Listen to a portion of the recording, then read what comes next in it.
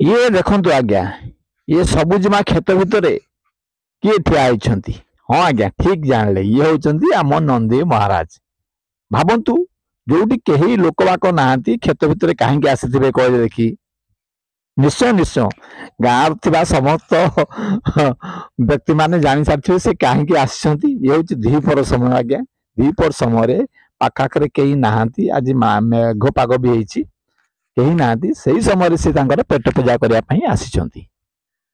पेट पूजा कर देके एबे टिके रेस्ट नउछंती पुणी बधे पुणी किछि खाइकिरी जिबे जहाँ भी हो। तो चाषीटी सबु बेले संघर्ष करुथाए प्रकृति सहित।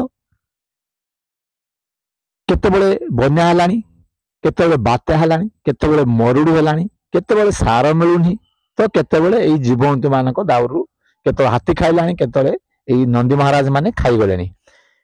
खाई जाआंतु किछि असुविधा नाही गोड़े दियंती किंतु किछि व्यक्ति अछंती दुर्दर्श व्यक्ति माने अछंती जेतेबेले एई षंढ माने बा नंदी महाराज माने खाआंती तांको हानि पकांती गाई गोरु को हानि पकांती। यह बहुत कष्टकर व्यापार आज्ञा बहुत कष्ट लगे कारण से निरीह जीव से तो मन को आसी ना आमे माने तांको छाड़ीचु।